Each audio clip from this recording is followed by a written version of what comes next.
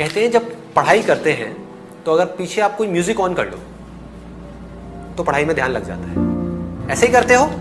लोग करते यही हैं लेकिन अनजाने में करते हैं। मैं आपको उसके पीछे लॉजिक बता रहा हूं कि रीजन क्या है और कैसे काम होता है।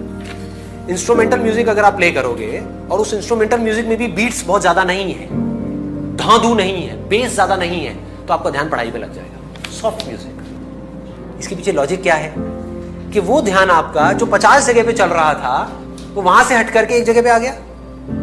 जब म्यूजिक सुनते हो तो क्या होता है, थोड़ी देर बाद में और थॉट्स आने बंद हो जाते हैं, सिर्फ म्यूजिक की तरफ ध्यान होता है और ध्यान होता है पढ़ाई की तरफ। तो ध्यान पहले जो 50 जगह पे था और पढ़ाई पे था, अब वो कहां पर है?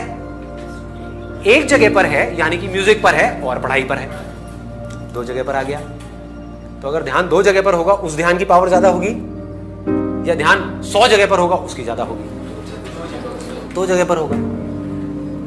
अब इस साउंड में देखो क्या होता है। इसमें तो ना कोई बीट्स है, ना कोई लिरिक्स है, कुछ भी नहीं है। जब आप बैठोगे पढ़ने के लिए तो क्या होगा? आपका ध्यान पहले तो हर जगह से हट करके इसकी तरफ आ जाएगा। होता है ऐसा? कभी भी नोट करना। आराम से रिलैक्स होकर के बैठो पढ़ने से पहले, इस साउंड की तरफ अपने ध्यान को ले जाओ तो आपका क्या होगा? माइंड थॉट से हट गया, फीलिंग से हट गया, हर जगह से हट गया, साउंड पे आ गया, अब पढ़ने लग जाओ। तो ये साउंड आपका ध्यान पढ़ाई में लगा देगी। वन पॉइंटेडनेस, ध्यान। व्हाट डज ध्यान मीन? कंसंट्रेशन, अटेंशन, जब वन पॉइंटेड हो जाए। हमारा ध्यान अभी कैसा है? भटकी हुई है ना। बिना इस साउंड के हमारा ध्यान कैसा है? समझने की कोशिश करो। क्या होता है? कभी बाहर से कोई साउंड आ गई, कभी कुछ दिख गया, कभी कुछ याद आ गया, कभी ये याद आ गया कि अब ये करना है, ये हुआ था। 1000 जगह पर है। समझ रहे हो तो ध्यान कैसे भटक रहा है? अगर आपके हाथ में एक मैग्नीफाइंग ग्लास है और आप वहां से आग लगाना चाहते हो सूरज से, तो अभी आपका ध्यान कैसा है? ऐसे ऐसे ऐसे भटक रहा है। फोकस कैसे करोगे? कभी यहां चला गया, कभी वहां चला गया। जहां आपका मैग्नीफाइंग ग्लास जाता है, यानी कि आपका ध्यान जाता है, वही चीज आपको दिखने लग जाती है। तो एक जगह पर टिक नहीं रहा ना। इससे क्या हुआ? एक जगह पर आ गया। इस इनर साउंड से क्या होता है? ध्यान एक जगह पर टिक जाता है।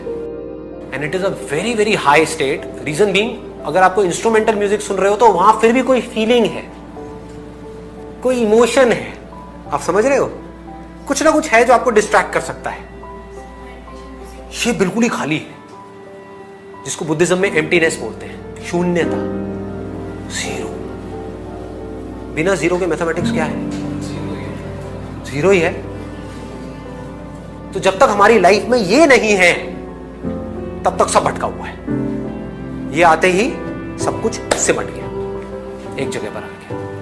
कंसंट्रेशन पावर साइंटिफिकली कैसे बढ़ेगी इससे? क्योंकि ये एक ऐसी साउंड है जिससे रिलेटेड आप चाहो भी तो आप कुछ सोच नहीं सकते।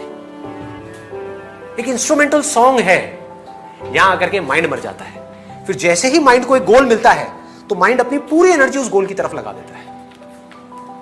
तो 2 घंटे में जो आप पढ़ाई करोगे, that will be equivalent to 20 घंटे की पढ़ाई उस आदमी के कंपैरिजन में जिसका ध्यान भटका हुआ है। 2 घंटे में जिसका ध्यान 1000 बार भटक रहा है, मान लो शुरू में आपका भी ध्यान 2 घंटे में 10 बार भटकता है, लेकिन उसका 1000 बार भटक रहा है। या आप ही का पहले 1000 बार भटकता था, अब सिर्फ 10 बार भटका। जैसे ही भटका, पढ़ाई से ध्यान को हटाया, ध्यान को ले गए साउंड की तरफ, पढ़ाई को छोड़ दिया 5 मिनट के लिए, फिर से एनर्जाइज हो गए। ये आपको एनर्जाइज कर देती है। कभी नोट किया है? एनर्जी से भर देगी, because this is the source of energy. तो यहां से आप एनर्जी से भर गए, भरते गए भरते गए भरते गए, फिर आधा घंटा पढ़ाई करी, ब्रेक लिया, थोड़ी देर इसको सुना, फिर पढ़ाई करी, बढ़ गई कंसंट्रेशन पावर।